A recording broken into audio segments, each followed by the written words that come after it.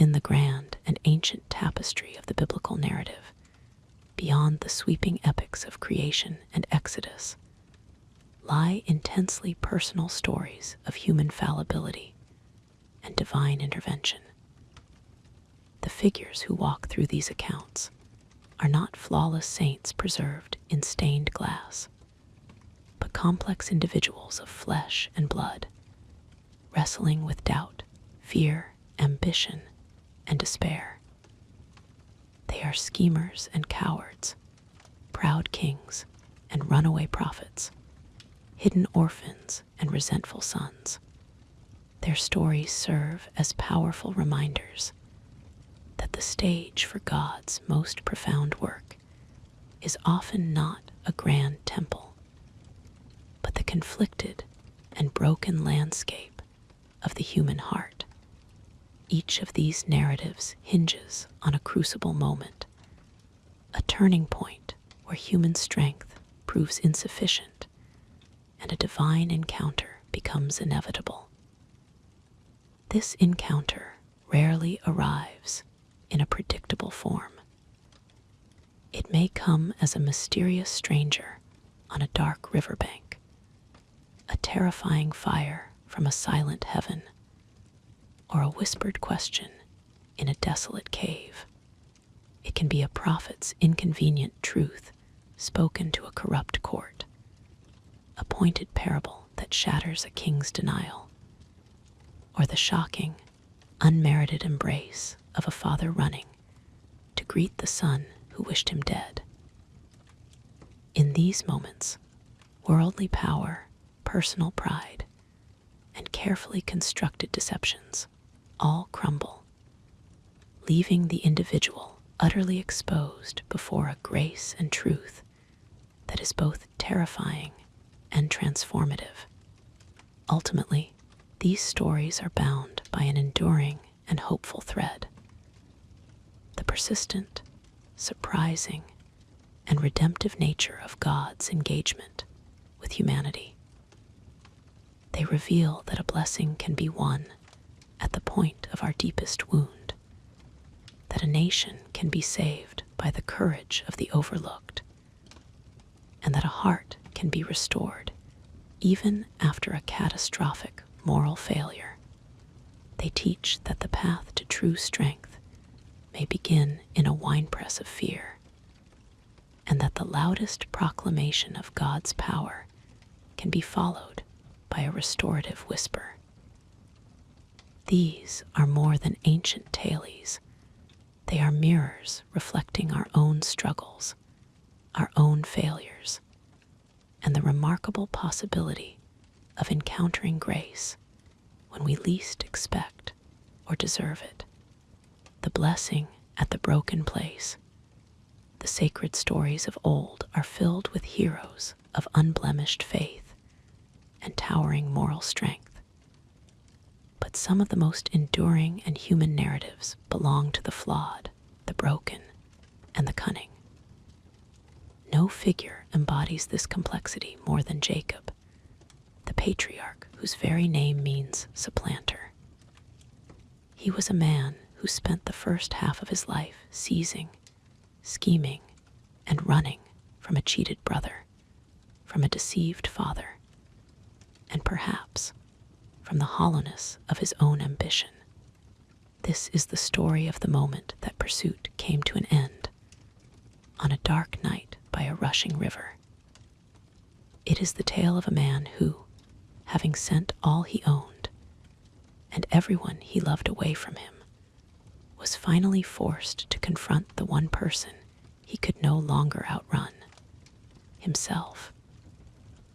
It is a story of how a lifetime of struggle, deceit, and fear culminated in a desperate, night-long wrestling match that would break him, bless him, and rename him forever. For 20 years, the memory of his brother's face had been a ghost at Jacob's back. It was a face contorted in rage, stained with tears of betrayal, a face that had sworn to kill him. That memory had driven Jacob from his home in Canaan, sending him fleeing eastward into the unknown lands of Haran. Now, 2 decades later, he was returning. He was no longer the penniless fugitive who had laid his head on a stone and dreamt of angels. He was a magnate, a patriarch in his own right, his entourage a sprawling river of life that flowed across the arid landscape. He had 2 wives, Leah and Rachel, 2 maidservants, 12 sons who would one day father a nation, and a daughter. His wealth was staggering, measured in vast herds of goats, ewes, camels, cattle, and donkeys that bleated and lowed, stirring up a permanent cloud of dust that marked his progress. He had everything a man of his time could desire, and he was terrified. The land he was entering was Esau's domain. The brother he had so profoundly wronged was now a powerful chieftain in the hill country of Seir. The homecoming Jacob had imagined was not one of tender reunion, but a violent reckoning. Fear, a cold and familiar companion, coiled in his gut. Ever the strategist, Jacob sent messengers ahead, his words carefully chosen to convey humility and submission. "Thus you shall say to my lord Esau," he instructed them, rehearsing the speech of a servant to a master. "Your servant Jacob says, I have been staying with Laban and have remained there until now. I have cattle, donkeys, flocks, and male and female servants. I have sent this message to my lord, that I may find favor in your eyes." It was a message that dripped with deference, an offering of servitude from the brother who had stolen the firstborn's blessing. He waited in an agony of suspense, the daily rhythms of his enormous camp, the watering of flocks, the chatter of his children, the quiet industry of his wives, doing nothing to soothe the frantic beating of his heart. Finally, the messengers returned. Their faces were grim, their haste unnerving. They did not carry a message of welcome or a threat of war. They brought only a single, terrifying fact. "We went to your brother Esau," their spokesman said, his voice strained, "and he is coming to meet you. And 400 men are with him." 400 men. The number struck Jacob like a physical blow. This was not an honor guard. It was not a welcoming party. It was a war band, an army. Esau had not forgotten. He had not forgiven. For 20 years, his anger had not cooled, it had festered, and now it was marching toward Jacob, a storm of vengeance on the horizon. Panic, sharp and blinding, seized him. The carefully constructed world he had built over 2 decades felt as fragile as a clay pot. In his mind's eye, he saw it all shatter: the faces of his wives, the small hands of his children, all trampled under the fury of Esau's men. The trickster, the man who always had a plan, was overwhelmed by a raw, primal fear. But even in terror, the old Jacob, the supplanter, resurfaced. His mind, a whirlwind of fear, began to calculate, to strategize. He could not outrun Esau, but perhaps he could outwit him. He divided his people and his flocks into 2 separate camps. It was a grim calculation of loss. If Esau comes and attacks the one group, he reasoned aloud to himself, his voice a ragged whisper, the group that is left may escape. He was already preparing for catastrophe. trying to salvage a remnant from the destruction he felt, was certain. That night, as the two camps settled into a tense and fearful quiet, Jacob found himself alone. He looked up at the vast, star-dusted canopy of the desert sky, the same sky that had once seemed to promise him a legacy as numerous as those stars. Now, it felt like a silent, indifferent witness to his impending doom. For the first time in a long, long time, Jacob prayed.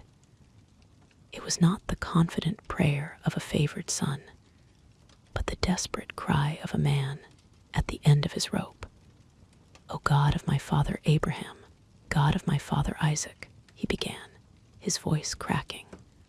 "Lord, you who said to me, 'Go back to your country and your relatives, and I will make you prosper.' I am unworthy of all the kindness and faithfulness you have shown your servant. I had only my staff when I crossed this Jordan, but now I have become two camps. Save me, I pray, from the hand of my brother Esau, for I am afraid he will come and attack me, and also the mothers with their children. But you have said, 'I will surely make you prosper, and will make your descendants like the sand of the sea, which cannot be counted.'" He laid his fear and God's promises side by side, a plea and a reminder. It was the prayer of a man finally admitting his own powerlessness, clinging to a covenant he had done little to honor. But faith alone was not Jacob's way. Action and manipulation were the tools he trusted. After his prayer, he rose, his mind clear and sharp once more. He would not simply wait for deliverance or destruction. He would build a bridge of gifts, a lavish appeal to his brother's greed, or perhaps his grace. He moved through his vast flocks, his hands selecting the best of the best. 200 female goats and 20 male goats, 200 ewes and 20 rams, 30 female camels with their young, still nursing, 40 cows and 10 bulls, 20 female donkeys and 10 male donkeys. It was a fortune, a king's tribute. But it was not to be presented as a single offering. Jacob's cunning was more nuanced than that. He divided the animals into separate droves and put each drove in the care of a servant. He gave the first servant his instructions. "Go on ahead of me," he commanded, "and keep some space between the droves." When the servant asked what he should say when Esau inevitably met him, Jacob provided a script. "When my lord Esau meets you and asks, 'Who do you belong to, and where are you going, and who owns all these animals in front of you?' then you are to say, 'They belong to your servant Jacob. They are a gift sent to my lord Esau, and he is coming behind us.'" He gave the same instruction to the second servant and the third, and to all who followed with the droves. It was a masterpiece of psychological maneuvering. Each wave of wealth would be a shock, a softening blow. Each repetition of the humble message, "They belong to your servant Jacob, a gift for my lord Esau," was designed to erode the mountain of Esau's anger, to turn his wrath into wonder. And the final, tantalizing phrase, "He is coming behind us," was meant to build anticipation, to transform the image of Jacob from a hated rival into a supplicant, a remorseful younger brother. "For I thought," Jacob confessed to himself, "I will pacify him with these gifts that are going ahead of me. Later, when I see him, perhaps he will receive me. The gifts were sent off into the darkness, a long, staggered procession of appeasement. That night, Jacob's camp was a hive of activity. He arose and took his 2 wives, his 2 female servants, and his 11 sons, and led them across the ford of the Jabbok River. He sent his family, his most precious possessions, into the relative safety of the far bank. Then he returned and spent hours sending over everything else he owned, every last sheep, every last bag of grain. Finally, as the last of his servants disappeared across the water, a profound silence fell. The moon cast long, eerie shadows on the riverbank. The only sound was the rushing water of the Jabbok, a liquid whisper in the immense quiet of the night. Jacob stood alone. He had sent away his wealth, his family, his past, and his future. He had stripped himself of everything. He was just as he had been 20 years ago, alone, with nothing but the ground beneath his feet and the vast, dark sky above. He had orchestrated the movement of hundreds of people and thousands of animals. But now, on the precipice of the confrontation he had dreaded for 2 decades, he found himself utterly, terrifyingly solitary. It was in this crucible of isolation and darkness that the true encounter began. From the shadows, a figure emerged. There was no warning, no challenge issued. One moment Jacob was alone with his fears, the next he was locked in a life-or-death struggle. He did not know who this assailant was. A demon of the night, one of Esau's scouts, sent to assassinate him before the dawn. A vengeful spirit from the land he had trespassed. All he knew was the raw, violent reality of the assault. They wrestled there on the banks of the Jabbok, their forms a tangled silhouette in the moonlight. This was no sport. It was a desperate, brutal fight for dominance.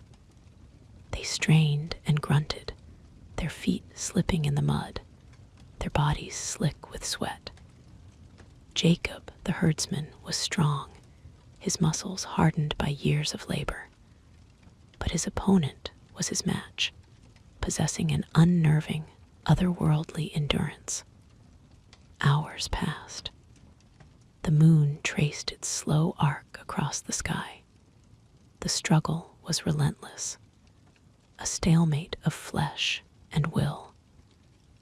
Jacob fought with everything he had, driven by the terror of death and the sheer, stubborn refusal to be defeated. As the first hint of dawn began to soften the eastern sky, a new urgency entered the fight. The stranger, realizing he could not overpower Jacob by conventional means, changed his tactics. In a swift, shocking movement, he reached out and touched the socket of Jacob's hip. It was not a blow or a strike, but a touch of focused, incredible power. A searing, white-hot pain shot through Jacob's body. He felt a sickening pop as his hip was wrenched from its joint. His leg gave way, and yet he did not fall. The fight was over, but he did not let go. He was broken, crippled. The strength that had sustained him all night was gone, replaced by an agony that took his breath away. Yet, in that moment of absolute weakness, a new kind of strength was born. He clung to his assailant, his arms wrapped around him, not in aggression, but in a desperate, unbreakable grip. "Let me go, for it is daybreak," the stranger said, his voice the first words spoken all night. Jacob, hanging on, his face buried in the stranger's shoulder, his entire body screaming in pain, gasped out his reply. His voice was a ragged testament to a lifetime of yearning. "I will not let you go unless you bless me." This was the turning point of his life. The man who had stolen a blessing in disguise, who had tricked his father with the skin of a goat, was now clinging, helpless and wounded, demanding a blessing face to face. He could no longer run. He could no longer trick. All he could do was hold on. The stranger paused. "What is your name?" he asked. The question was simple, but its weight was immense. It forced Jacob to name himself, to declare his essence in this moment of truth. He had to speak the name that defined his life of scheming. "Jacob," he answered, the name tasting like ash in his mouth. The supplanter, the deceiver. Then the stranger spoke, his words washing over Jacob like the coming dawn. "Your name will no longer be Jacob, but Israel, because you have struggled with God and with humans and have overcome. Israel, he who struggles with God." He had not overcome through strength, but through his refusal to let go even when broken. His weakness had become his victory, all washed over Jacob, chasing away the pain. He finally understood. This was no demon, no human assassin. He looked at the face of his opponent, illuminated now in the growing light. "Please tell me your name," he pleaded. But the stranger replied, "Why do you ask my name?" And instead of answering, he raised his hand and blessed him there. A wave of peace, profound and absolute, settled over Jacob. The stranger then withdrew, vanishing as mysteriously as he had appeared. As the first rays of the sun crested the hills, they fell upon a changed man. Jacob, now Israel, stood alone again by the Jabbok. He named the place Peniel, the face of God, for he said, "I saw God face to face, and yet my life was spared." He turned to cross the river and rejoin his family, to finally meet his brother. But as he walked, he limped. The sun rose higher, casting his long, halting shadow before him. He was no longer the swift and cunning fugitive. He was a man who had been broken and remade in a single night. The limp would be with him for the rest of his days, a permanent, physical reminder of his night-long wrestle.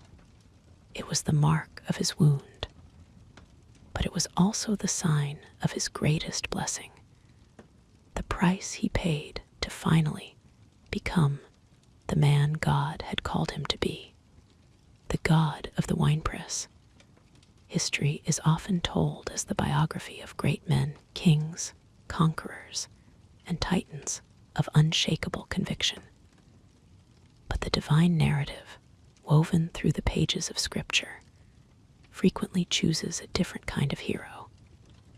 It finds its champions not on thrones or in palaces, but in the forgotten corners of the world, in the hearts of the fearful, the overlooked, and the deeply insecure. This is the story of such a man, a farmer named Gideon, who was called to be a general when he felt like a coward.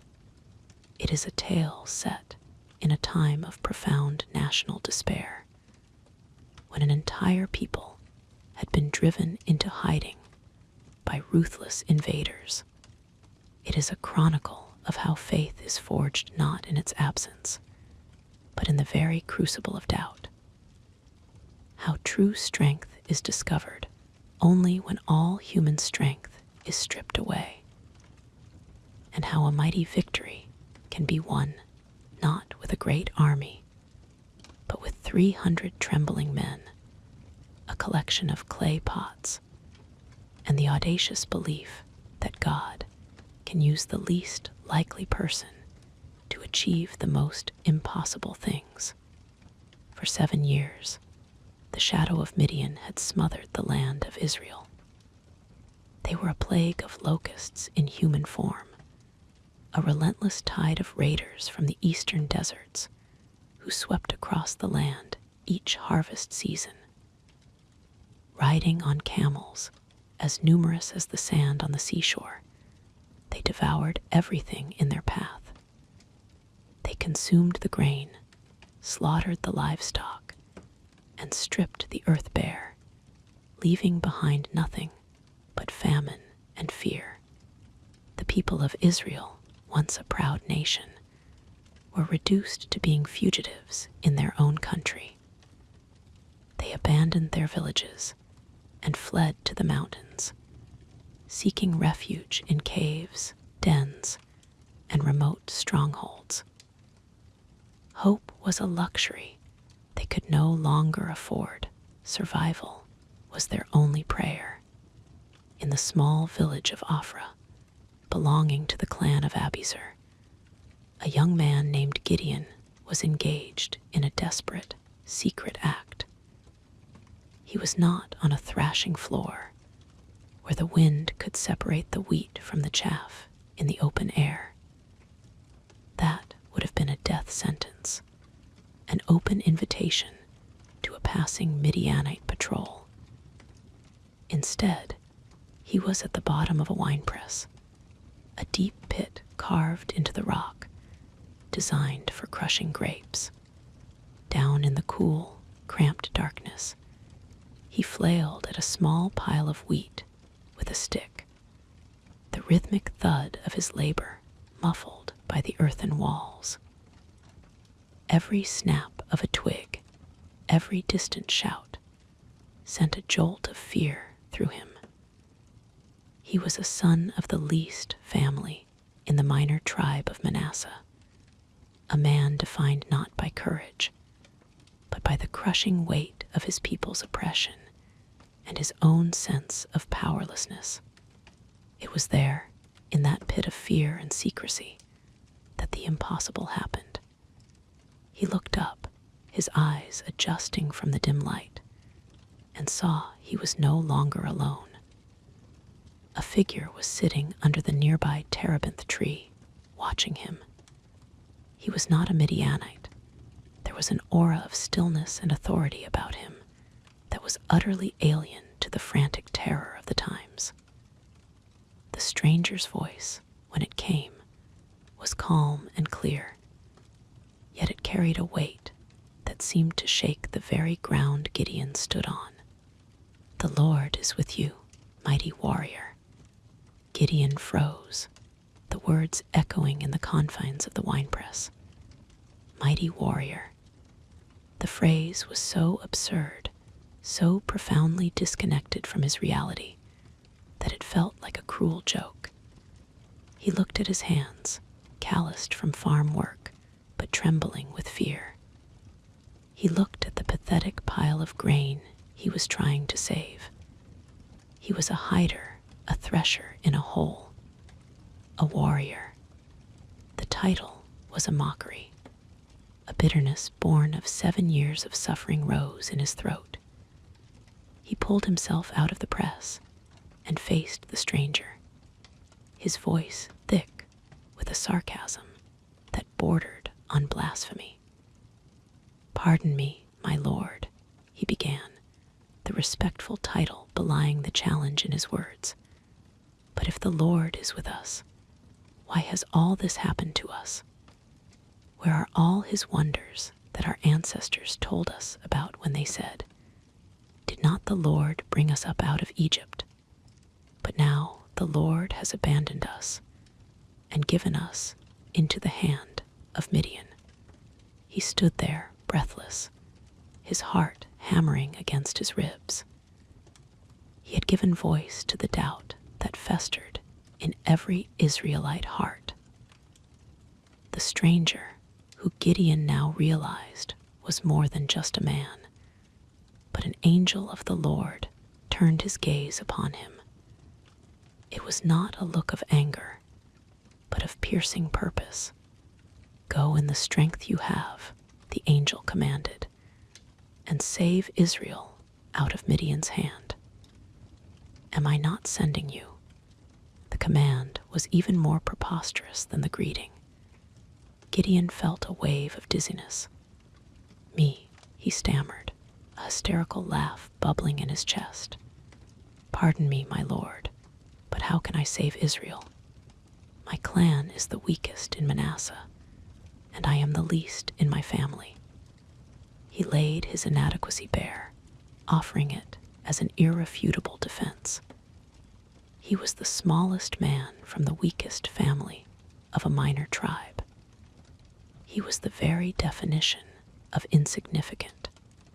"I will be with you," the angel replied, the simple promise overriding all of Gideon's objections. "And you will strike down all the Midianites, leaving none alive." Gideon's mind reeled. This was real. This was happening. But the fear and doubt were a deep-rooted tree. He needed proof. He needed a sign that this was not some fever dream born of hunger and fear. "If I have found favor in your eyes," he pleaded, "give me a sign that it is really you talking to me."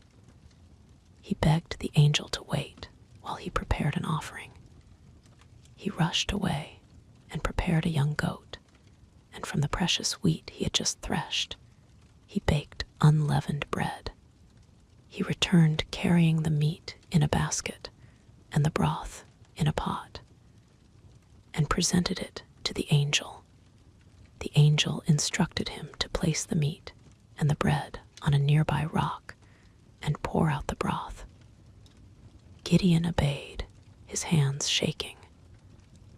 Then the angel reached out the tip of the staff that was in his hand and touched the offering. In an instant, fire flared from the rock, consuming the meat and the bread in a supernatural blaze. And just as suddenly, the angel of the Lord disappeared. Terror seized Gideon. He fell on his face, crying out, "Alas, sovereign Lord! I have seen the angel of the Lord face to face." He was certain he would die. But a voice, seeming to come from the very air around him, spoke peace to his soul. "Peace, do not be afraid. You are not going to die." Trembling, Gideon rose and built an altar on that spot. He named it Yahweh Shalom, the Lord is peace. In the heart of his terror, he had found a sliver of divine tranquility. That peace was tested almost immediately. That very night, God gave him his first command, and it was a terrifying one. "Take the second bull from your father's herd, the one 7 years old. Tear down your father's altar to the pagan god Baal, and cut down the Asherah pole beside it." This was not just an act of faith. It was an act of profound social and familial rebellion. The altar was the center of the town's corrupt worship, a symbol of their syncretism and fear. To destroy, it was to invite the wrath of his father and all his neighbors. The mighty warrior of the angel's greeting was still a man ruled by fear. He was willing to obey, but he was too afraid to do it by day. So he took 10 of his servants, and under the cover of complete darkness, they crept to the high place. With muffled sounds of splintering wood and scraping stone, they demolished the symbols of idolatry. In their place, using the wood from the sacred Asherah pole as fuel, Gideon built a proper altar to the Lord. and sacrificed the bull as God had commanded. When the townspeople awoke the next morning, a cry of fury went up. Their sacred place was a ruin. An investigation quickly revealed the culprit. A mob, their faces contorted with rage, descended on the house of Gideon's father Joash. "Bring out your son," they roared. "He must die, because he has broken down Baal's altar and cut down the Asherah pole beside it." Joash, however, faced the mob with an unexpected and brilliant defense. "Are you going to plead Baal's case?" he called out, his voice sharp with irony. "Are you trying to save him? If Baal really is a god, he can defend himself when someone breaks down his altar." The logic was irrefutable and shamed the crowd into silence. From that day on, Gideon was given a new name, Jerubbaal, which meant, "Let Baal contend with him." The first test was passed. Soon after, the Spirit of the Lord came upon Gideon. A new boldness surged through him. He blew a ram's horn, the trumpet of war, and the men of his clan, the Abizrites, gathered to him. He sent messengers throughout the tribes of Manasseh, Asher, Zebulun, and Naphtali, and from the hills and valleys, an army began to assemble. But as the thousands of men poured in, Gideon's initial boldness began to waver. The weight of leadership, the lives of these men, settled upon him. The old insecurity crept back in. He needed one more sign, an undeniable confirmation that this was God's will, and not his own folly. That night, he laid a wool fleece on the ground of the thrashing floor. "If you will save Israel by my hand, as you have promised," he prayed, his voice a whisper, "look, I will place a wool fleece on the floor. If there is dew only on the fleece, and all the ground is dry, then I will know that you will save Israel by my hand." In the morning, it was just as he had asked. He rose early and squeezed the fleece, and a full bowl of water wrung out from it, while the surrounding earth was bone dry. Yet a sliver of doubt remained. His analytical mind, perhaps, needed to see the opposite to be truly convinced. "Do not be angry with me," he prayed again that night. "Let me make just one more request. Allow me one more test with the fleece. This time make the fleece dry and the ground covered with dew." The next morning, it was so. The fleece was perfectly dry, while the ground all around it was wet with dew. The time for testing was over. The time for trust had begun. Gideon now stood at the head of an army of 32,000 men. For the first time, he may have felt a surge of real confidence. But God's ways are not man's ways. "You have too many men," the Lord told him. "I cannot deliver Midian into their hands, or Israel would boast against me. My own strength has saved me." God then gave a command that must have chilled Gideon to the bone. "Announce to the army, anyone who trembles with fear may turn back and leave Mount Gilead." Gideon obeyed and watched in disbelief as 22,000 men, more than 2/3 of his army, walked away. He was left with 10,000, a sizable force, but his confidence was surely shaken. But God was not finished. "There are still too many men," the Lord said. He instructed Gideon to take the men down to the water to drink. There, God would sift them one last time. As the men quenched their thirst, Gideon watched, bewildered. Most of them knelt down, putting their faces directly to the water to drink. But a small, peculiar group did something different. They remained alert, scooping up the water in their hands and lapping it like a dog, their eyes still scanning their surroundings. "Separate those who lapped with their hands," God commanded. The number of that group was a mere 300. "With the 300 men that lapped, I will save you and give the Midianites into your hands," the Lord declared. Let all the others go home. Gideon's heart must have sunk. 300 men against an army that covered the valley like a swarm of locusts. This was not a battle plan. It was suicide. Every ounce of human reason screamed against it. All he had left was the naked, terrifying command of God. Sensing his general's profound fear, God offered one final, merciful reassurance. "If you are afraid to go down," he said, "go down to the camp with your servant Purah and listen to what they are saying. Afterward, you will be encouraged to attack the camp." Under the cover of darkness, Gideon and Purah crept down to the edge of the vast Midianite encampment.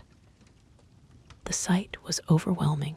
Tents and warriors and camels stretched as far as the eye could see in the moonlight. As they hid near a tent, they overheard two soldiers talking.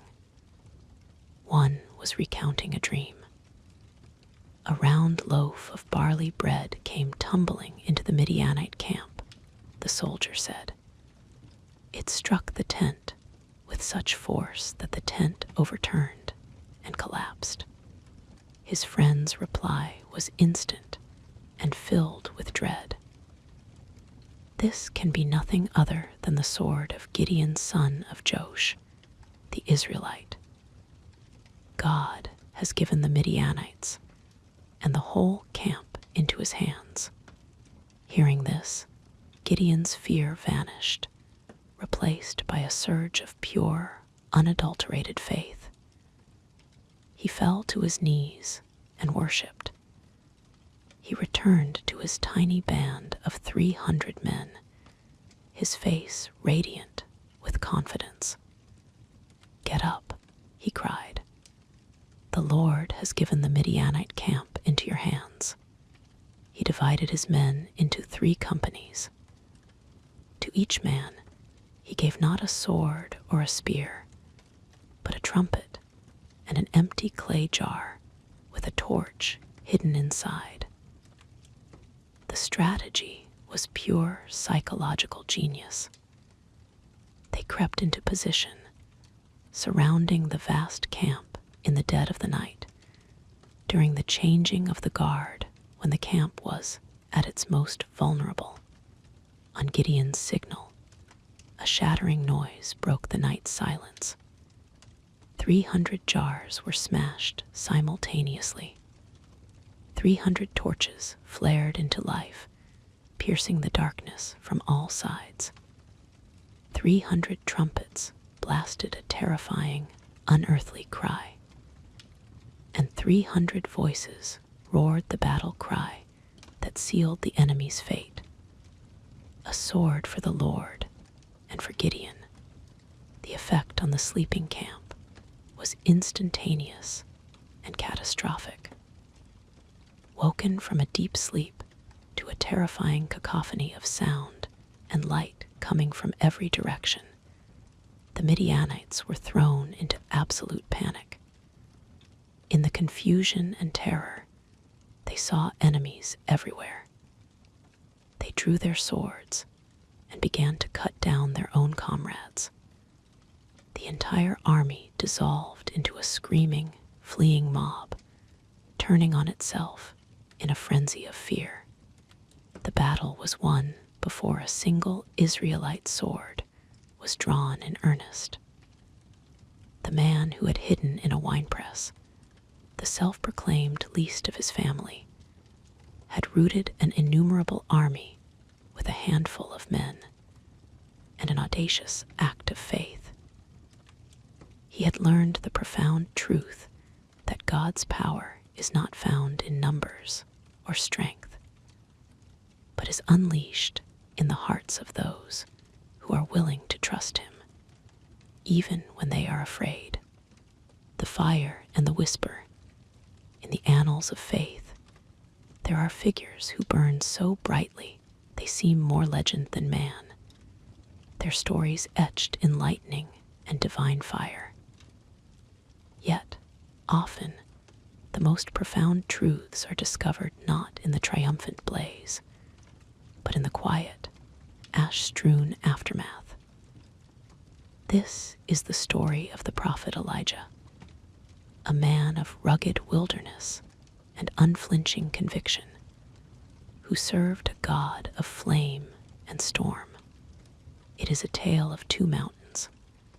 One, a stage for the greatest public showdown in Israel's history, a contest of divine power against arrogant idolatry. The other, a desolate peak of private despair, where the same prophet, broken and fleeing for his life, would learn that the voice of his God was not always in the earthquake or the inferno, but sometimes, most powerfully, in the sound of sheer silence. This is the story of the fire and the whisper. For 3.5 years, the sky over Israel had been a curse of burnished bronze. The heavens were sealed, the clouds absent, the earth cracked and gasping.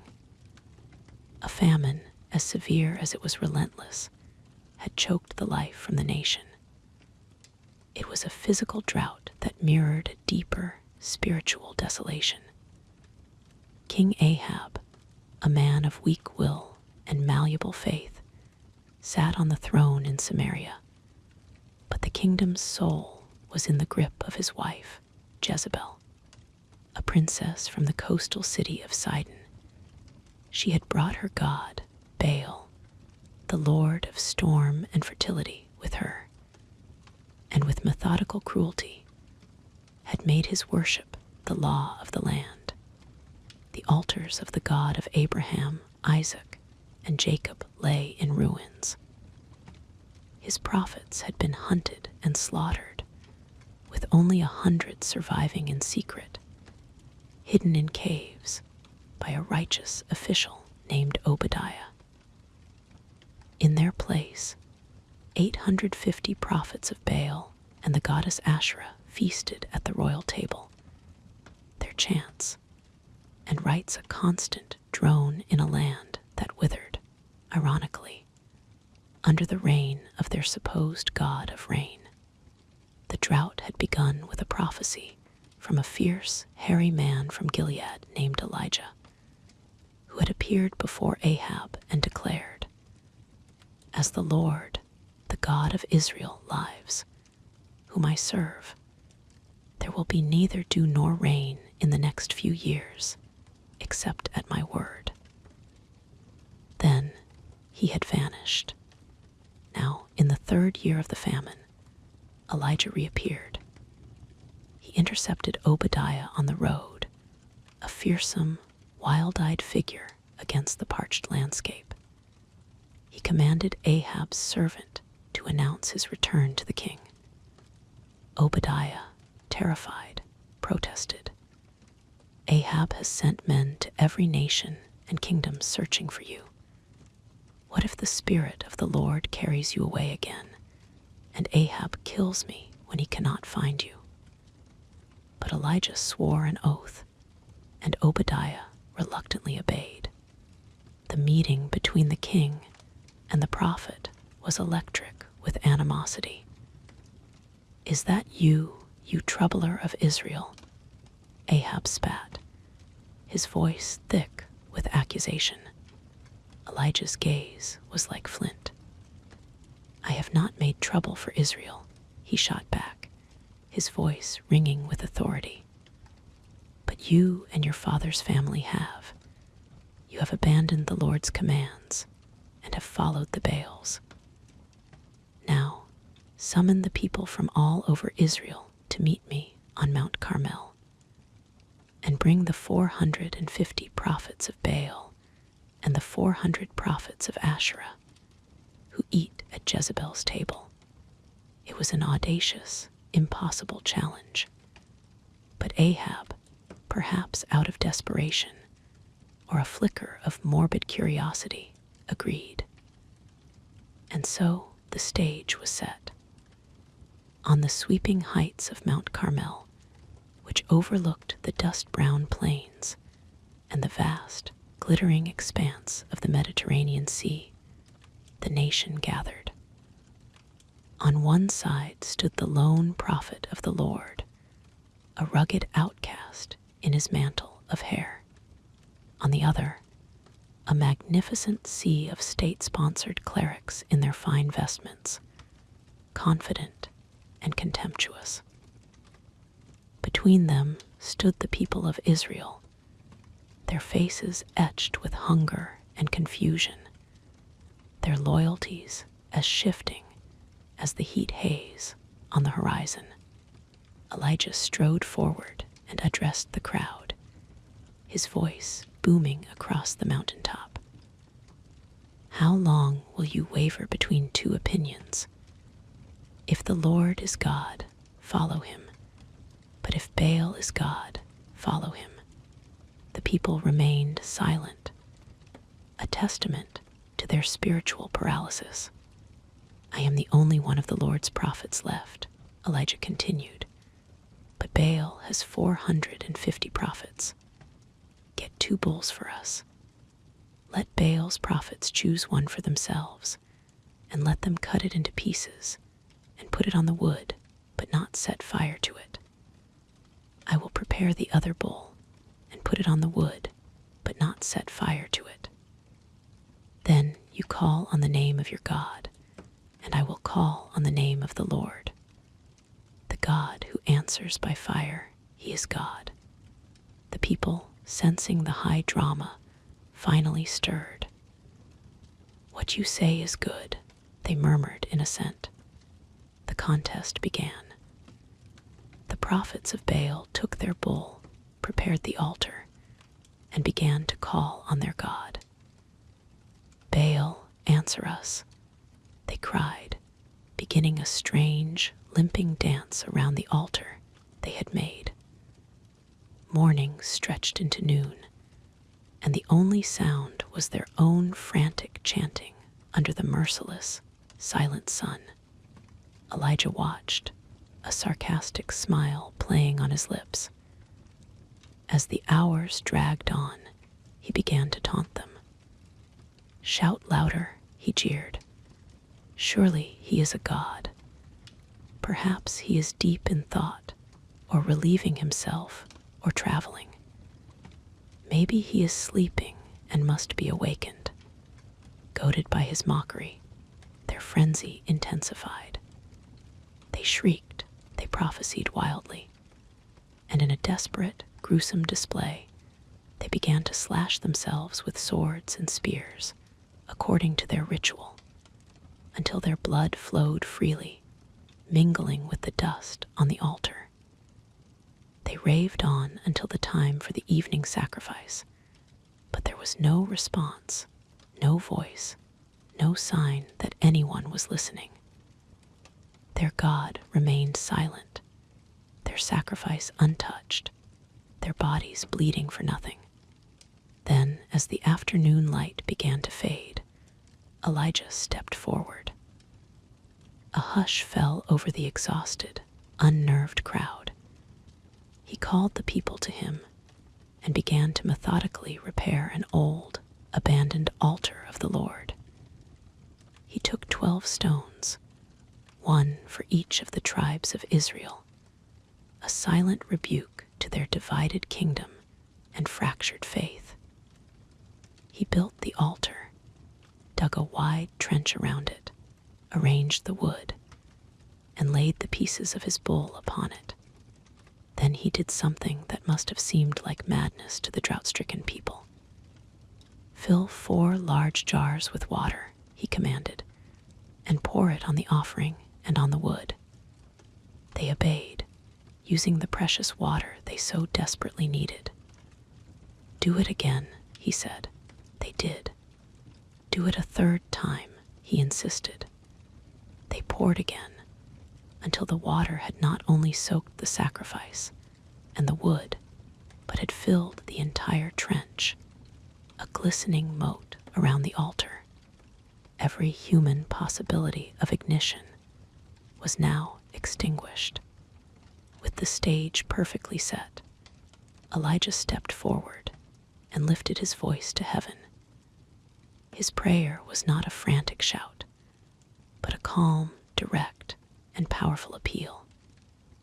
"Lord, the God of Abraham, Isaac, and Israel, let it be known today that you are God in Israel, and that I am your servant, and have done all these things at your command. Answer me, Lord, answer me, so these people will know that you, Lord, are God, and that you are turning their hearts back again." The response was instantaneous and terrifying. Fire from the Lord fell from the clear sky. It did not just lick at the sacrifice. It was a column of celestial flame, an inferno of divine power that consumed everything.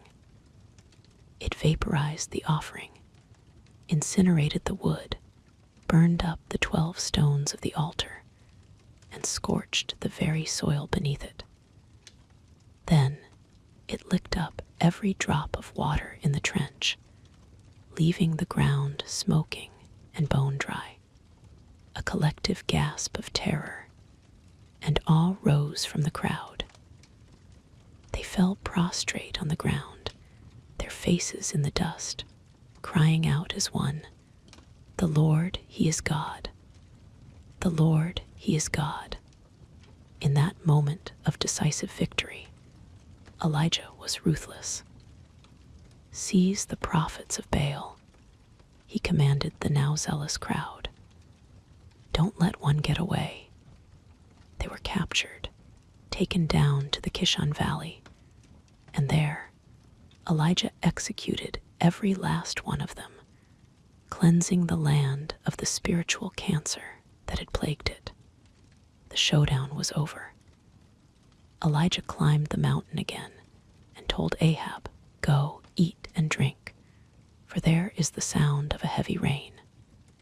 While the king went to feast, Elijah climbed to the very top of Carmel, bent down to the ground, and put his face between his knees in a posture of intense prayer. He sent his servant to look toward the sea. "There is nothing there," the servant reported. 6 times he sent him, and 6 times the answer was the same. But on the 7th time, the servant returned with news. "A cloud as small as a man's hand is rising from the sea." That was enough. "Go and tell Ahab, hitch up your chariot and go down before the rain stops you," Elijah commanded. The sky grew black with clouds, the wind rose, and a torrential downpour began, ending the long curse. In a final, supernatural burst of strength, the power of the Lord came on Elijah.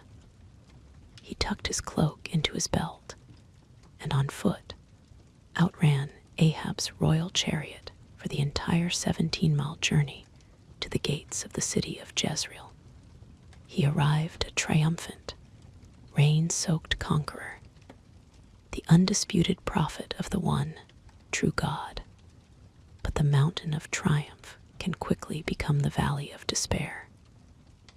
Ahab, humbled and drenched, told Jezebel everything that had happened, the contest, the fire, the rain, and how Elijah had executed all her prophets. Jezebel was not humbled. She was incandescent with rage. She sent a messenger to Elijah with a single, chilling vow. "May the gods deal with me, be it ever so severely, if by this time tomorrow I do not make your life like that of one of them." The threat struck Elijah with the force of a physical blow. The man who had faced down 850 prophets, who had taunted a king and commanded the heavens, now crumbled in fear before the word of a single, vengeful woman. The fire of his faith was extinguished by a cold wave of terror. He ran for his life. He fled south, not stopping until he reached Beersheba, on the edge of the desert. There he left his servant and walked on for a full day into the barren wilderness. He collapsed in exhaustion and despair under a solitary broom tree. The triumphant prophet was now a suicidal fugitive. "I have had enough, Lord," he prayed, his voice a dry rasp. "Take my life. I am no better than my ancestors." He fell asleep, waiting to die.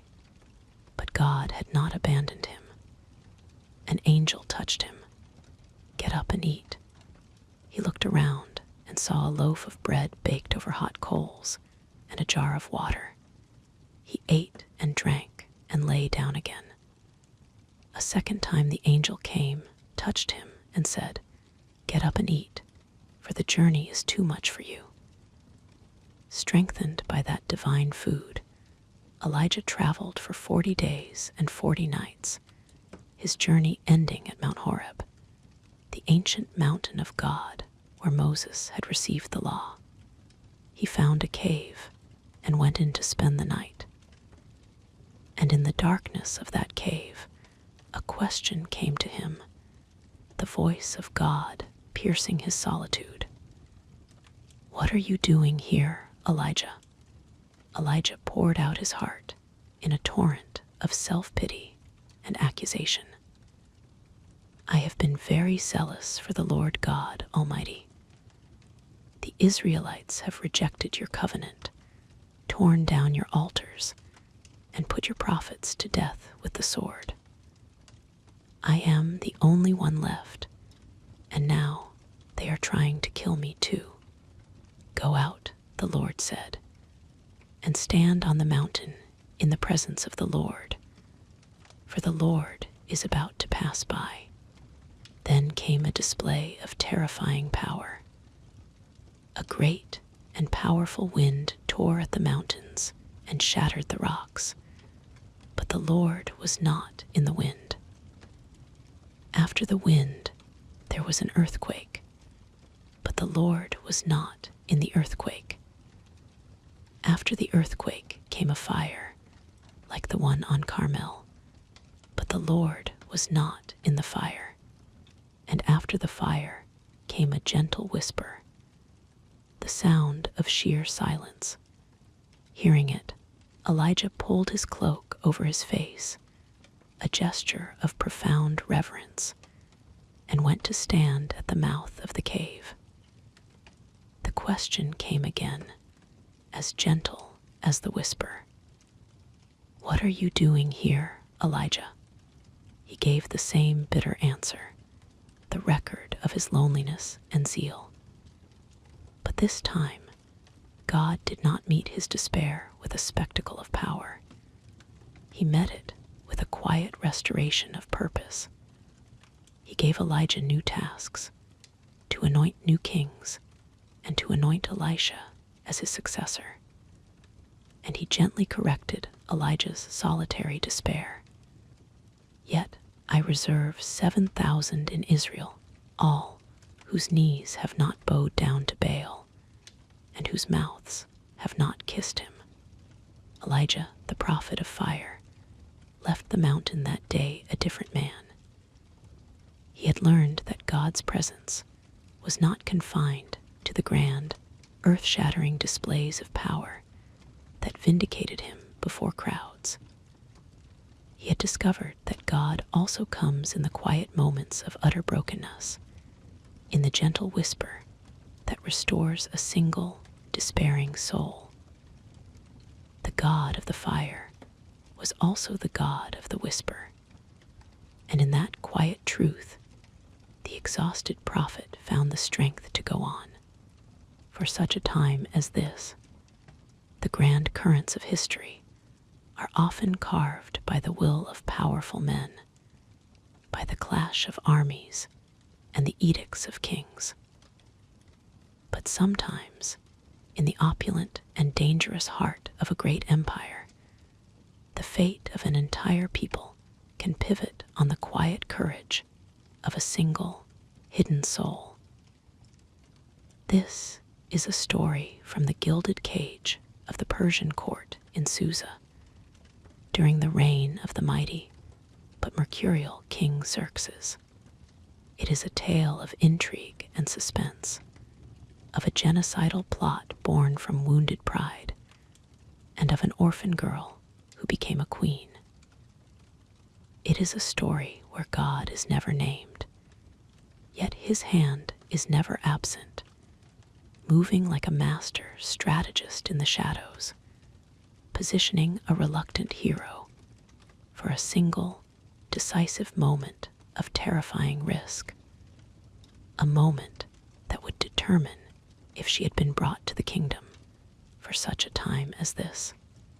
The Persian Empire, in the 3rd year of King Xerxes' reign, was a behemoth of power and opulence, and its capital, Susa, was the showcase of its glory. To display the vast wealth of his kingdom and the splendor and glory of his majesty, Xerxes threw a festival that beggared belief. For 180 days, the military leaders, princes, and nobles of his 127 provinces feasted and drank, their senses dazzled by the grandeur of the citadel. The palace gardens were a symphony of color, with hangings of white and blue linen, fastened with cords of white linen and purple material to silver rings on marble pillars.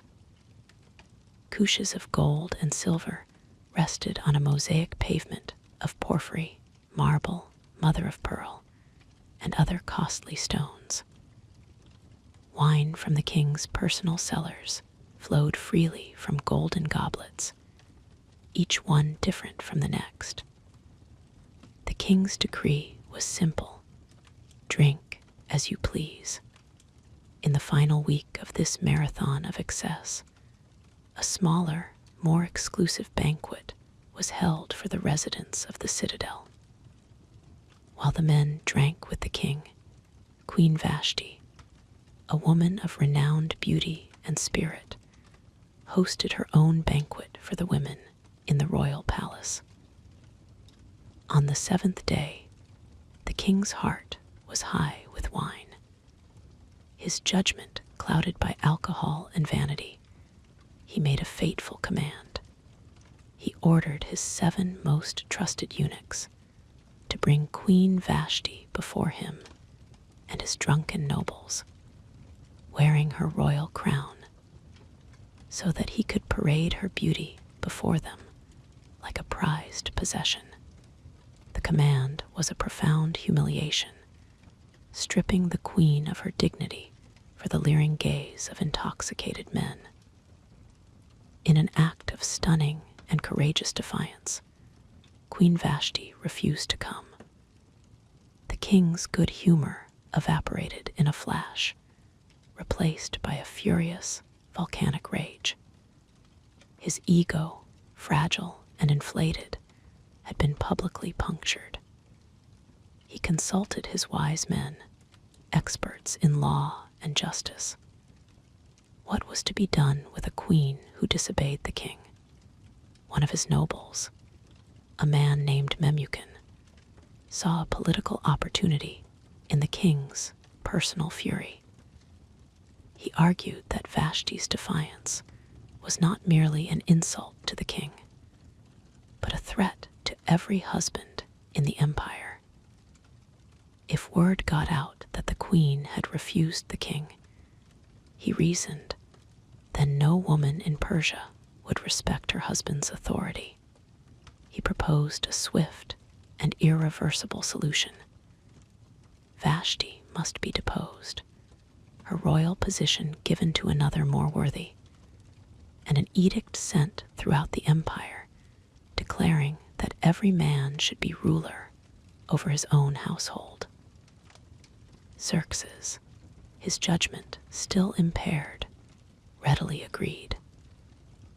And so, for the sake of a king's wounded pride, the throne beside him became vacant, creating a void that destiny was waiting to fill. In the sprawling city of Susa, among the community of Jewish exiles whose ancestors had been carried off from Jerusalem generations before, lived a man named Mordecai.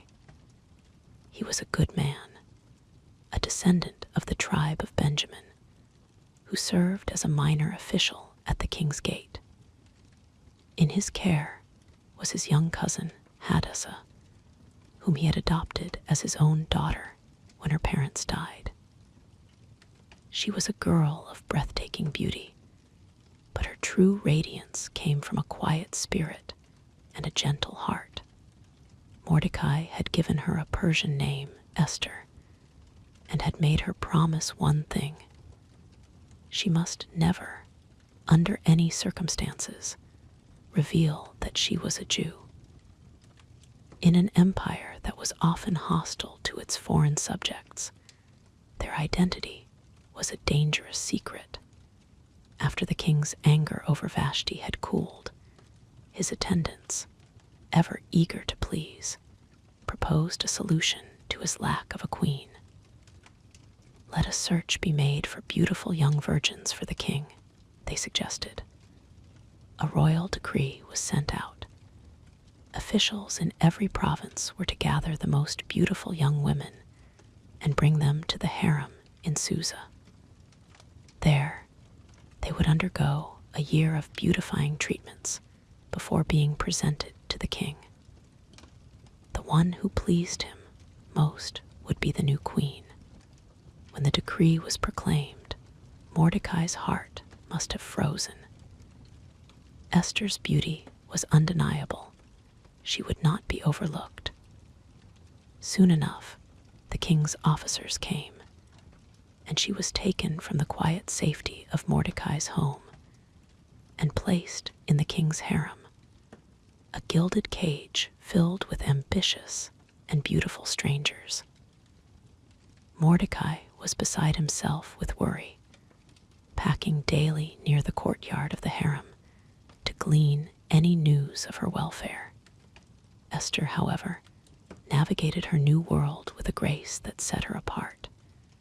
She immediately won the favor of Hegai, the eunuch in charge of the harem, who gave her the best quarters and attendance. Following Mordecai's steadfast instruction, she kept her heritage a secret. While other women schemed and vied for attention, Esther remained humble and obedient. After 12 months of preparation, 6 with oil of myrrh, 6 with perfumes and cosmetics, her turn came to go to the king. When asked what she wished to take with her, she requested nothing beyond what Hegai suggested. Her lack of artifice, her natural elegance, and quiet dignity captivated the king. Xerxes was enchanted. He loved Esther more than any of the other women. He set the royal crown on her head and made her his queen. The orphan girl from a hidden people was now the most powerful woman in the mightiest empire on earth. Meanwhile, a new figure was rising to prominence in the court: Haman, a descendant of Agag, the Amalekite king, who was an ancient enemy of Israel. Xerxes had elevated him above all the other nobles, making him his prime minister. The king commanded that all the royal officials at the gate should kneel down and pay honor to Haman, and they all did, except one. Mordecai refused to bow. Day after day, he remained standing as Haman passed, a silent pillar of defiance. He would bow is God, but not to any man, especially not an Agagite. Haman's ego was as vast as it was fragile. He was consumed with rage at this public display of disrespect. When he learned that Mordecai was a Jew, his personal vendetta metastasized into a genocidal obsession. He would not just destroy one man, he would annihilate his entire people. He went to the king, his words a venomous slander. There is a certain people dispersed among the peoples in all the provinces of your kingdom who keep themselves separate. Their customs are different from those of all other people, and they do not obey the king's laws. It is not in the king's best interest to tolerate them. He then made an offer to seal the deal, promising to pay 10,000 talents of silver into the royal treasury. Xerxes, careless and easily swayed, waved off the money. He took his signet ring, the symbol of his authority, from his finger, and gave it to Haman. "Do with them as you see fit," the king said, sealing the fate of thousands with a casual gesture. Haman summoned the royal secretaries. A decree was written. It was sent by couriers to every corner of the empire, translated into every language. The order was chillingly specific. On the 13th day of the 12th month, the month of Adar, all Jews, young and old, women and children, were to be destroyed, killed, and annihilated, and their possessions plundered. The date had been chosen by the casting of the pur, or the lot, a roll of the dice for the fate of a nation. As the king and Haman sat down to drink, the city of Susa was thrown into bewilderment and terror. When Mordecai learned of the edict, he tore his clothes, put on sackcloth and ashes, and went out into the city, wailing loudly and bitterly. He stood at the king's gate, a raw spectacle of grief. Esther, secluded in the palace, heard of his behavior and was deeply distressed. She sent clothes to him, but he would not accept them. Desperate to know the cause of his sorrow, she sent one of her trusted eunuchs to him. Through the eunuch, Mordecai told her everything Haman's plot, the exact amount of money he had promised, and he gave her a copy of the edict. The message he sent back was a direct command. He told him to urge her to go into the king's presence to beg for mercy and plead with him for her people. The message filled Esther with terror. She sent her reply back to Mordecai, reminding him of the inflexible law of the court. All the king's officials and the people of the royal provinces know that for any man or woman who approaches the king in the inner court, without being summoned, the king has but one law: that they be put to death. The only exception to this is for the king to extend the golden scepter and spare their life. But 30 days have passed since I was called to go to the king. She was on the edge of the king's favor, her influence uncertain. To go unbidden was to risk her life. Mordecai's response was a thunderclap that shattered her fear and complacency. Do not think that because you are in the king's house, you alone of all the Jews will escape. The message came back, sharp and uncompromising. For if you remain silent at this time, relief and deliverance for the Jews will arise from another place, but you and your father's family will perish. And who knows but that you have come to your royal position for such a time as this? The words struck her heart. Her royalty was not a shield, it was a weapon. Her position was not an accident, it was a calling. In that moment, the timid orphan died, and a courageous queen was born. She sent her final, resolute answer to Mordecai. Go, gather together all the Jews who are in Susa, and fast for me. Do not eat or drink for 3 days, night or day. I and my attendants will fast as you do. Then came the words of magnificent courage. When this is done, I will go to the king, even though it is against the law. And if I perish, I perish. For 3 days, a community held its breath in prayer and fasting. On the 3rd day, Esther put on her royal robes and stood in the inner court of the palace, in front of the king's hall. Her heart hammered against her ribs.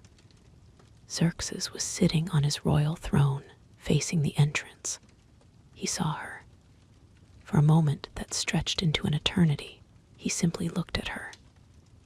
Then his face softened. He held out to her the golden scepter that was in his hand. She approached and touched the tip of the scepter. She would live. "What is it, Queen Esther?" the king asked. "What is your request? Even up to half the kingdom, it will be given you." But Esther, with newfound wisdom, did not blurt out her plea. She played her hand with masterful patience.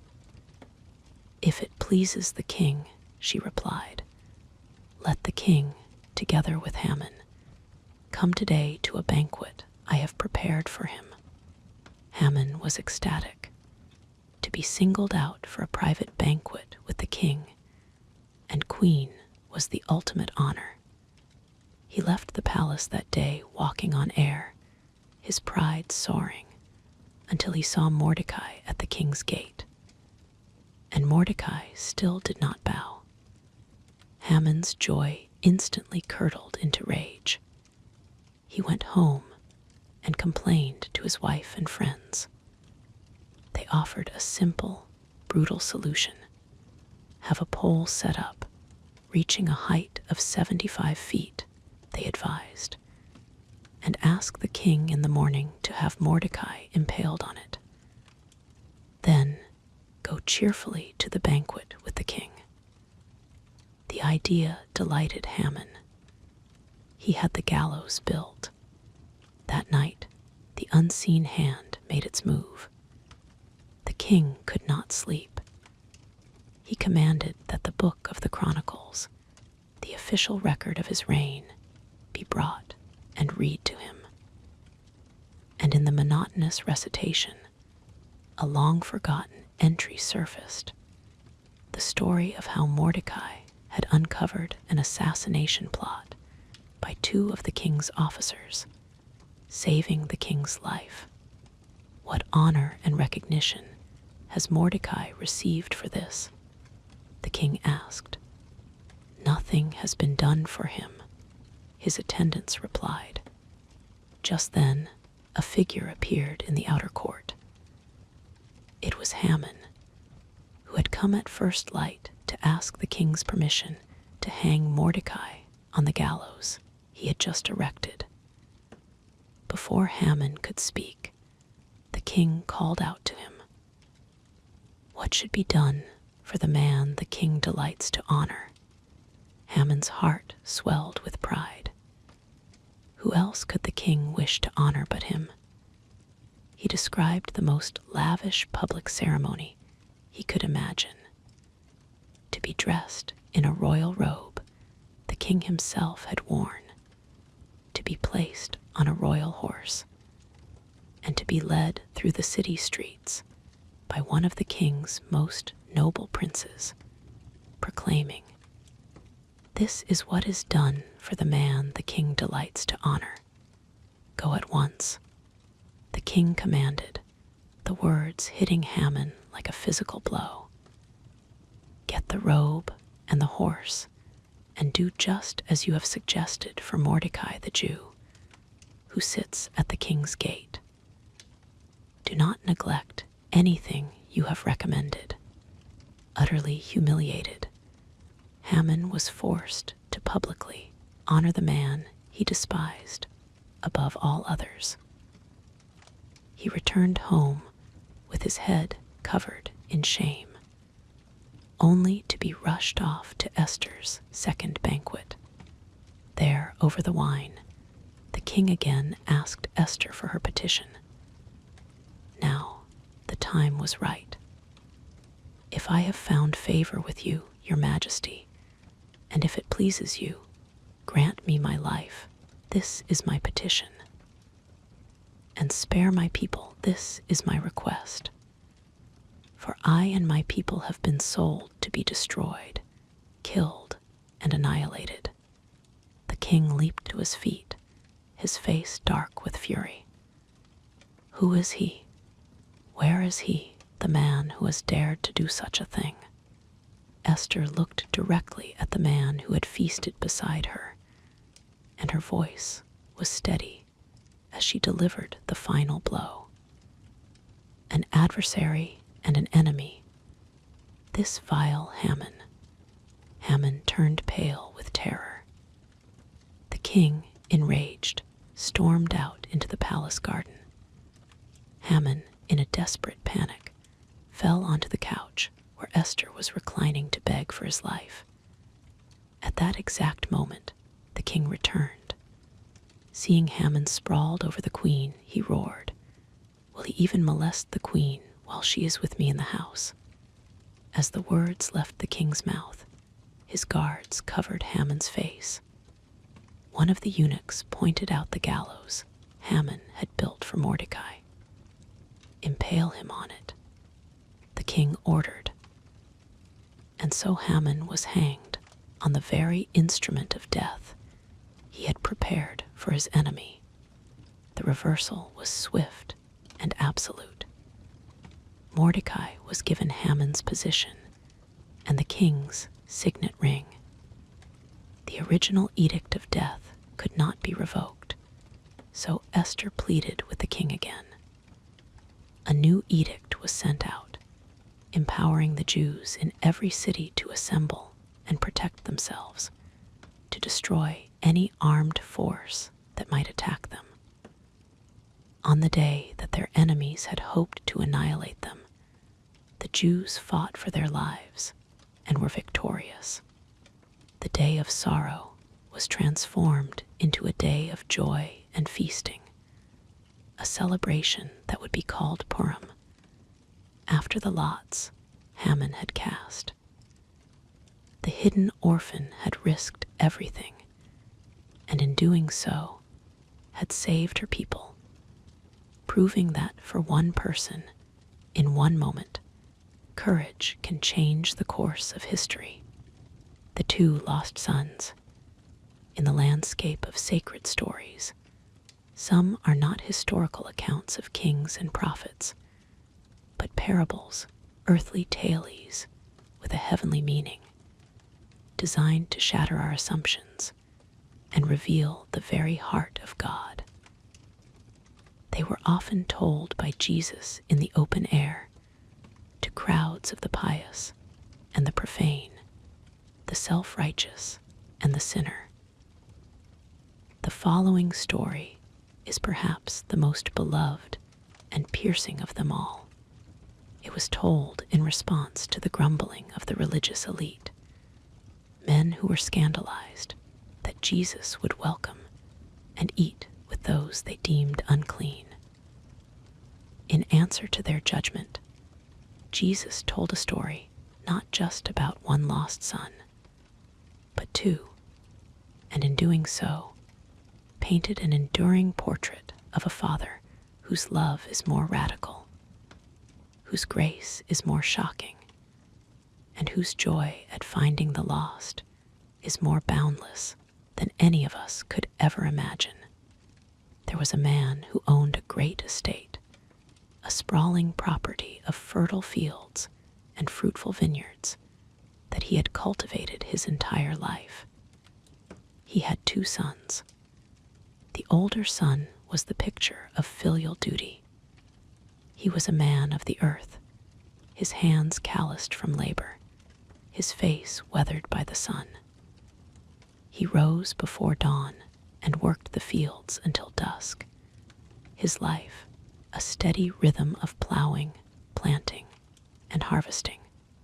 He was reliable, he was responsible, and he had never, in all his years, given his father a moment of trouble. He was the kind of son any father would be proud of. The younger son was different. His heart was not in the soil of his home, but was stirred by the winds from distant lands. He felt the steady, predictable rhythm of his life, not as a comfort, but as a cage. A restless yearning burned within him. A desire for a life he imagined was happening somewhere else, a life of color, excitement, and unrestrained freedom. The inheritance that awaited him at his father's death felt too far away, a promise for a future he was unwilling to wait for. One day, this restlessness coalesced into a demand, an act of profound and shocking disrespect. He went to his father, his jaw set with youthful arrogance, and said, "Father, give me my share of the estate." In the culture of his day, this was no simple business transaction. It was the equivalent of saying, "Father, I wish you were dead. Your existence is an obstacle to my life, so give me now what I would get when you are gone." It was an act that would have justified outrage, a sharp rebuke, even disownment. But the father did not rage. With a look of deep, quiet sorrow, he agreed. He liquidated assets, divided his life's work, and placed a fortune into the hands of his younger son. The older son watched this transaction in stony silence, a bitter seed of resentment planting itself in his heart. He said nothing, but his disapproval was a palpable presence, another crack in the fracturing foundation of their family. Not long after that, the younger son gathered all he had. With a bag heavy with silver and a heart light with anticipation, he set off for a distant country. The journey itself was a thrill, every step taking him further from the familiar and deeper into the unknown. He found a city shimmering with life, a place of endless novelty and easy pleasure. He was rich, he was young, and he was finally free. He threw himself headlong into what the story calls wild living. He bought the finest clothes, drank the most expensive wine, and surrounded himself with a constellation of new friends who were drawn to him like moths to a flame. His generosity was legendary. He paid for everything, his laughter the loudest at every party. He lived in a blur of exhilarating moments, each one purchased to stave off the encroaching silence.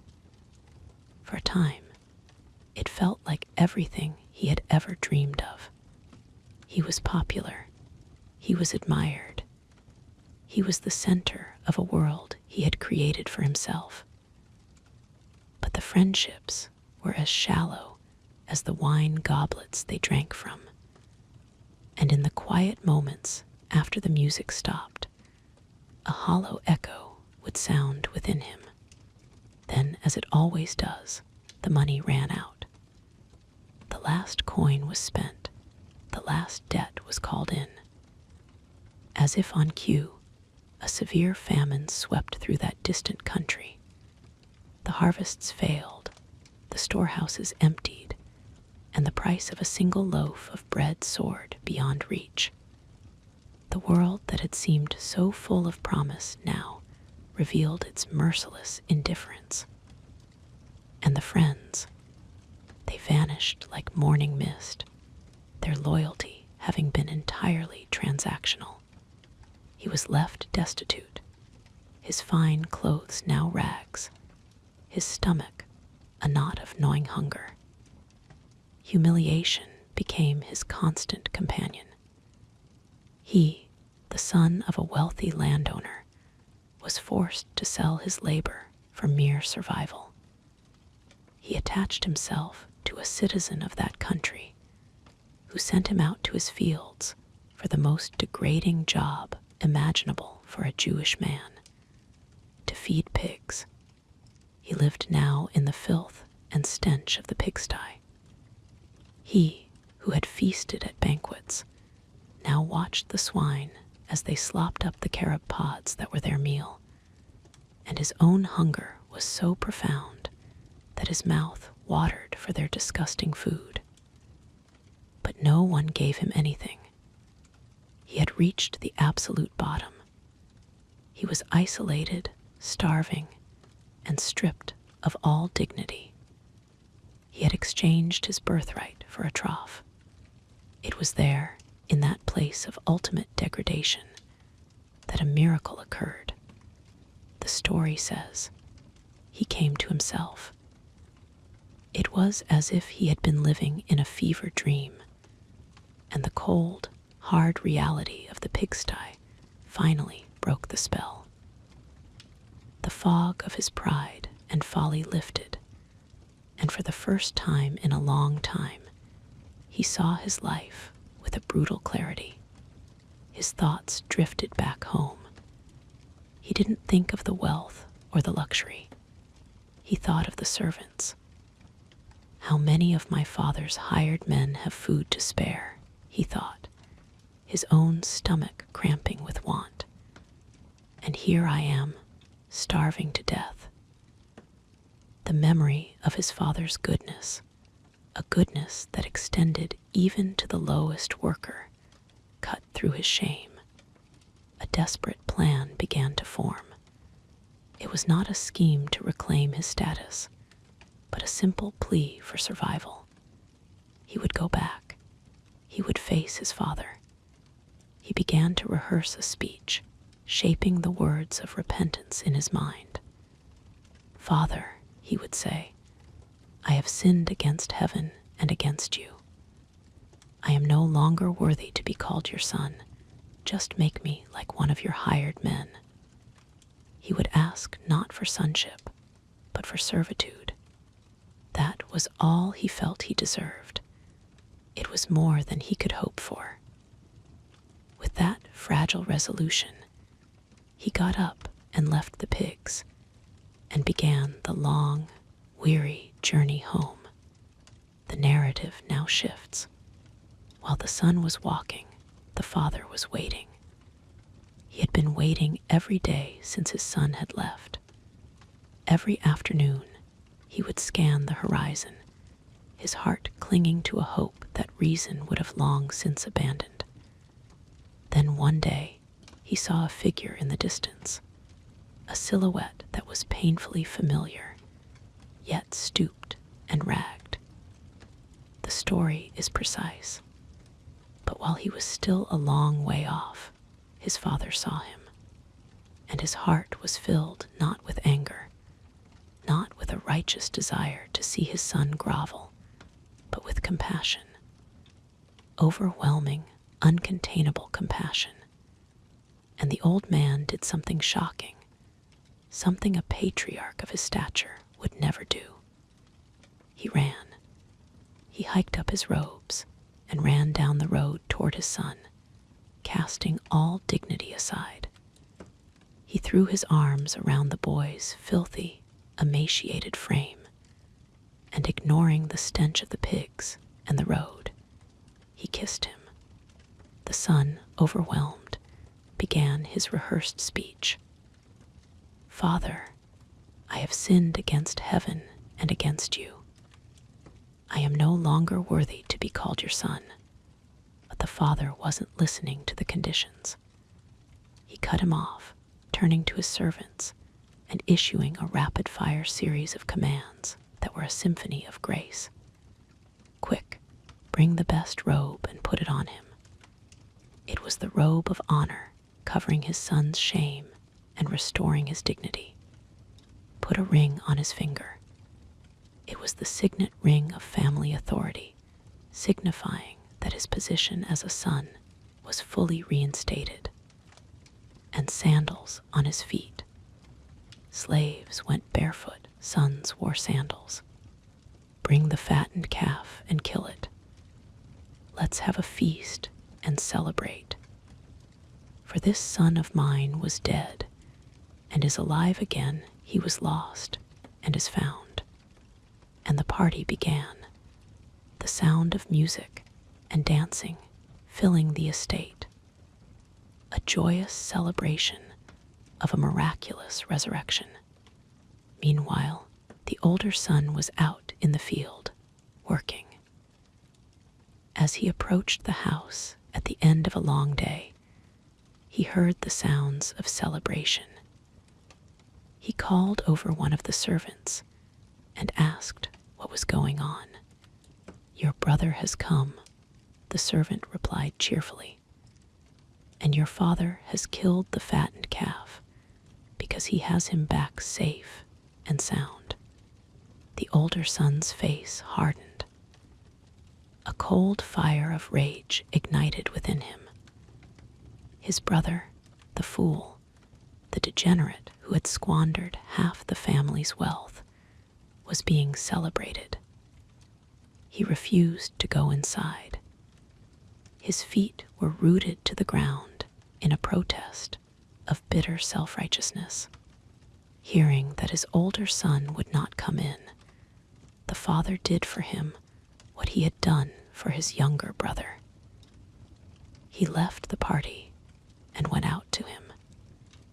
He pleaded with him to come and join the celebration. The older son finally unleashed the years of pent-up resentment, his voice dripping with the poison of a servant's heart. "Look," he spat, his words a meticulous accounting of his own merit. "All these years I've been slaving for you and never disobeyed your orders. Yet you never gave me even a young goat so I could celebrate with my friends. But when this son of yours, he couldn't even bring himself to say, 'My brother, who has squandered your property with prostitutes, comes home,' you kill the fattened calf for him. His was the anger of the righteous, the fury of the deserving. He saw the world through a lens of merit and reward, and his father's grace was to him a profound injustice." The father's reply was gentle, not a rebuke, but a tender correction. "My son," he said, the words a reminder of his true identity, "you are always with me, and everything I have is yours." He affirmed his love and the son's secure position. Then he explained the logic of grace. "But we had to celebrate and be glad, because this brother of yours was dead and is alive again. He was lost and is found." The story ends there. The music plays on inside the house. The door is open, and the older son stands outside in the darkness, faced with a choice. Will he remain a prisoner of his own virtue, lost in the field of his own labor? Or will he enter the scandalous joy of his father's house and embrace a brother who was lost and is now found? The parable leaves the question hanging in the air, a quiet challenge to all who hear it, for it reveals that one can be lost in a far country of rebellion, but one can also be just as lost in the near country of a self-righteous and unforgiving heart. And the Father, whose love is reckless and whose joy is boundless, leaves the party to come looking for them both. The king's broken crown, in the gallery of great leaders, Few stood taller than David, the shepherd boy who became a giant slayer, the poet who became a king. He was the man God himself had chosen, a ruler described as being after God's own heart. He united a fractured people, conquered their enemies, and ushered in a golden age of prosperity and power for Israel. His throne seemed secure, his legacy gilded, his righteousness a fortress. But this is not a story about the strength of that fortress. It is a story about the rot that can grow within its walls when a king forgets who he is. It is a cautionary tale of how a moment of idle temptation, followed by a cascade of deceit, can lead even the greatest of men into the darkest of valleys. It is a story about a king, a beautiful woman, a loyal soldier, and a brave prophet whose simple parable would shatter a web of lies and prove that the true measure of a man is not whether he falls, but how he answers when his sin finds him out. It was springtime in the ancient world, a season of renewal and a season of war. The winter rains had ceased, the fields were green, and the roads were firm enough for the tread of marching armies. It was the time when kings went off to war. And so, David's formidable general Joab led the armies of Israel into the field, laying siege to the Ammonite city of Rabbah. But David, for the first time in his warrior's life, stayed behind. He remained in the comfortable confines of his palace in Jerusalem, a spectator to the struggles he once would have led. He was at the apex of his power, a king secure on his throne, his kingdom thriving.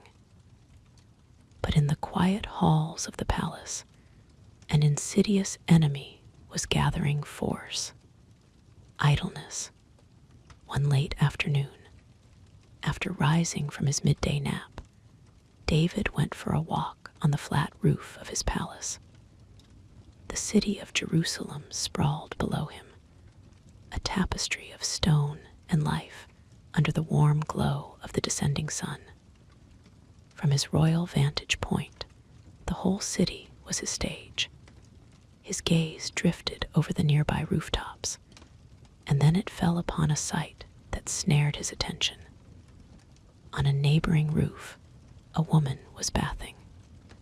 She was extraordinarily beautiful, her form luminous in the fading light.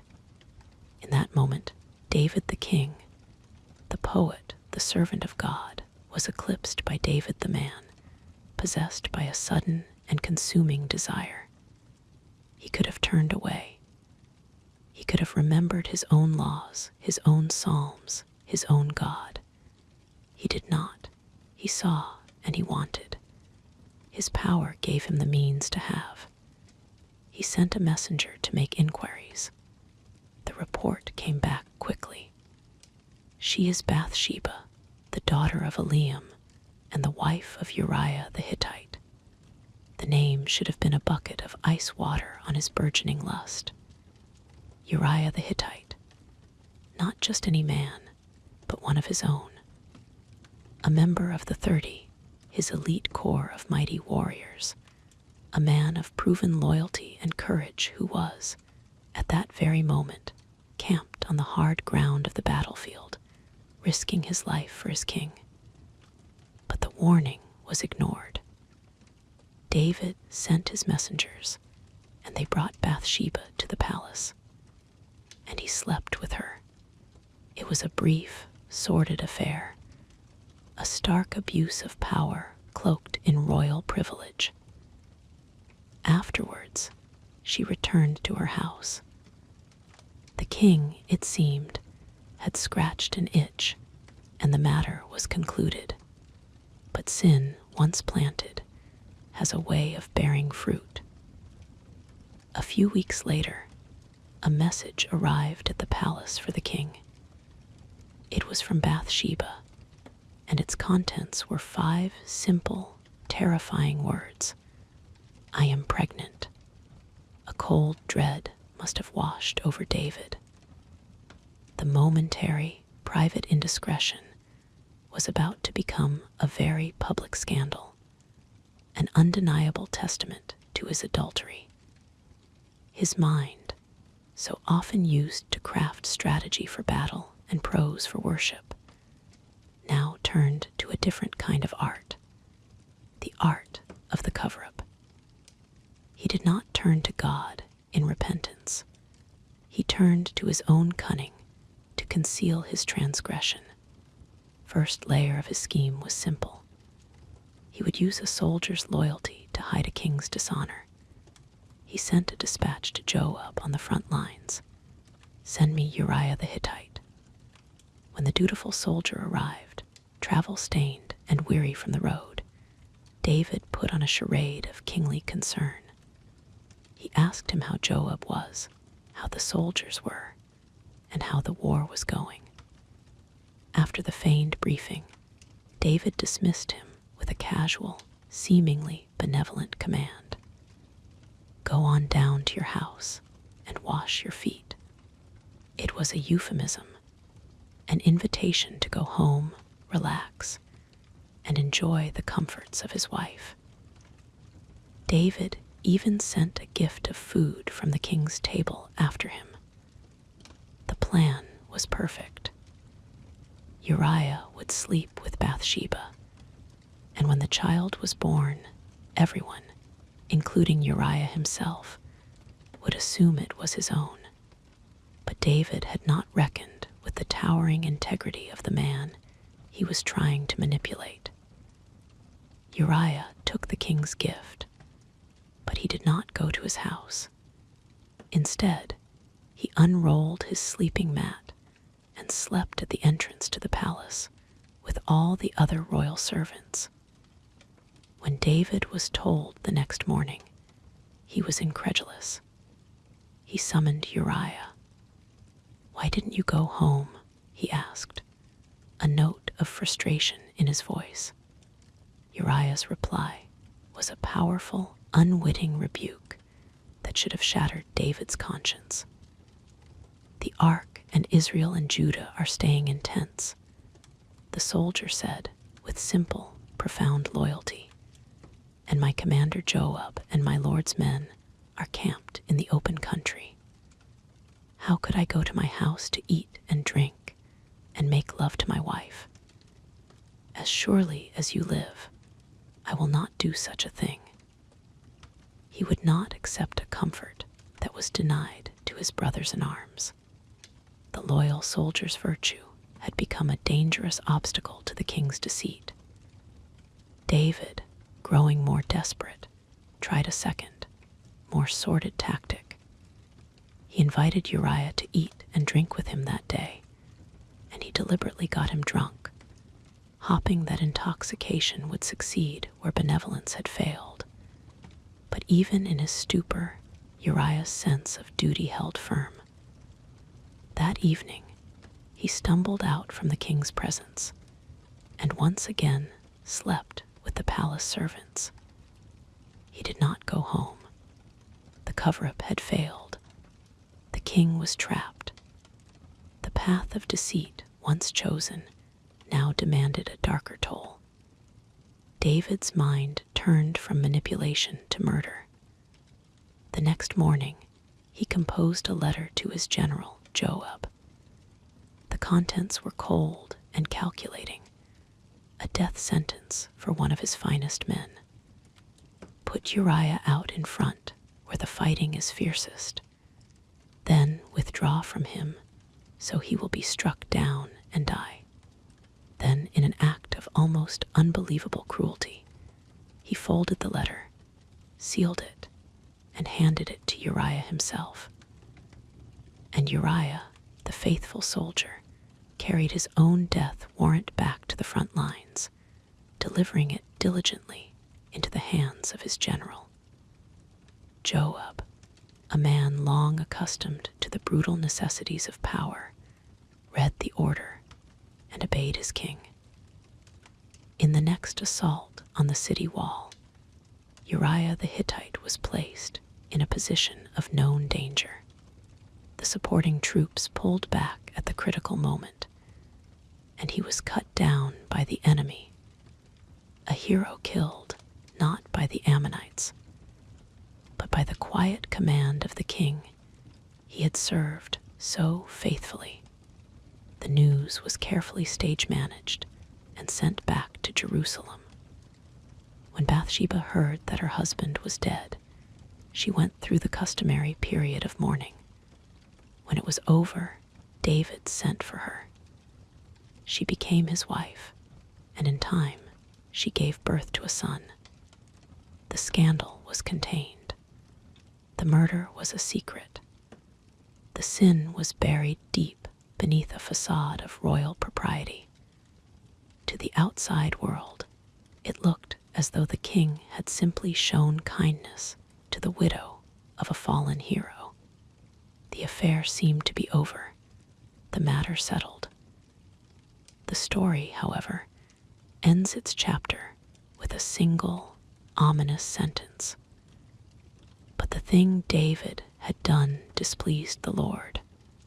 Months passed. The child was born. David held his son, perhaps believing he had gotten away with it.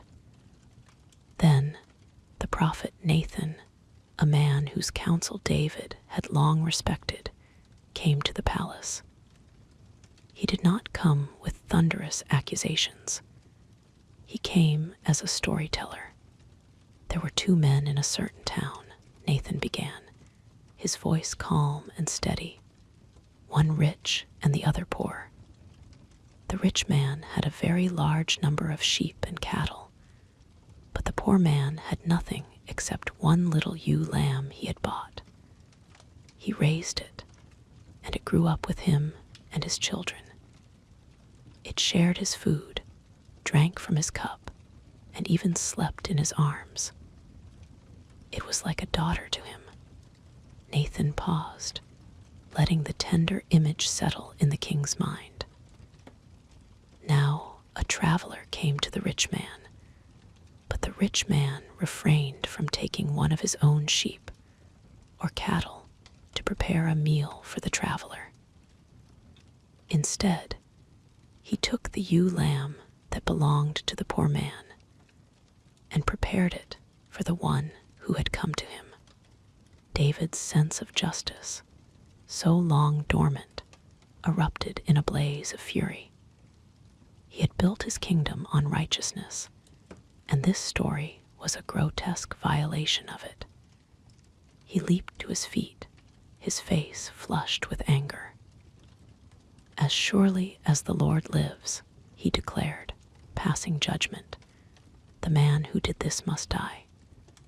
He must pay for that lamb 4 times over, because he did this thing and had no pity." The trap was sprung. In the silence that followed the king's angry proclamation, Nathan raised his hand, pointed his finger directly at David, and spoke 3 words that shattered the king's world. "You are the man." Words hung in the air, heavy and irrevocable. Then Nathan, his voice now imbued with the authority of God himself, dismantled David's life, piece by horrifying piece. He contrasted God's lavish blessings, the kingship, the deliverance from Saul, the house, the wives, with David's secret, despicable actions. "Why did you despise the word of the Lord by doing what is evil in his eyes?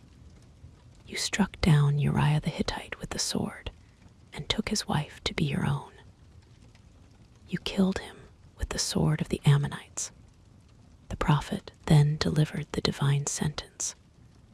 The consequences would be as public as the sin had been private. "Now, therefore, the sword will never depart from your house.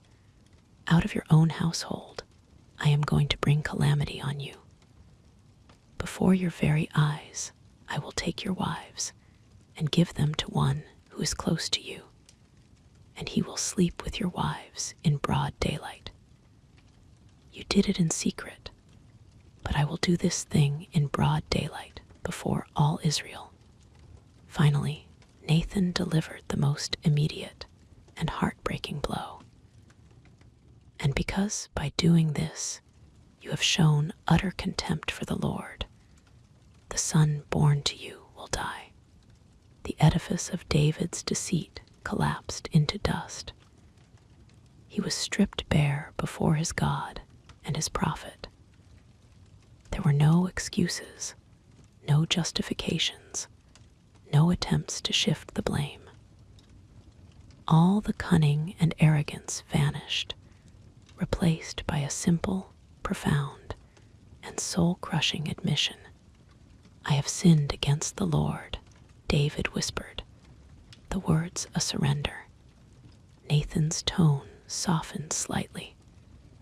"The Lord has taken away your sin. You are not going to die, but the child will die." Soon after, the boy fell gravely ill. David's response was one of desperate, agonizing repentance. He pleaded with God for the child. He fasted, and when night came, he went into his chambers and lay on the ground, refusing all comfort. For 7 days he wrestled in grief and prayer, but the consequence, once set in motion, was unalterable. On the 7th day, the child died. His attendants were afraid to tell him, fearing his grief would become uncontrollable. But when David saw them whispering, he understood. "Is the child dead?" he asked. "He is dead," they replied. Then the king did something unexpected. He got up from the ground, washed, put on lotions, and changed his clothes. He went into the house of the Lord and worshipped. Then he returned to his palace and asked for food, and he ate. His period of frantic pleading was over, replaced by a quiet, broken acceptance of God's will. His crown was forever broken, tarnished by his great sin. The sword would indeed haunt his family for generations to come. But in the crucible of his failure and the agony of his repentance, the poet king would find his voice again, writing the timeless words of Psalm 51. He had learned the terrible cost of sin, but he had also learned the geography of grace. "Create in me a pure heart, O God," he would plead, "and renew a steadfast spirit within me. A broken and contrite heart you, God, will not despise." The king had fallen, but the penitent had found his way home.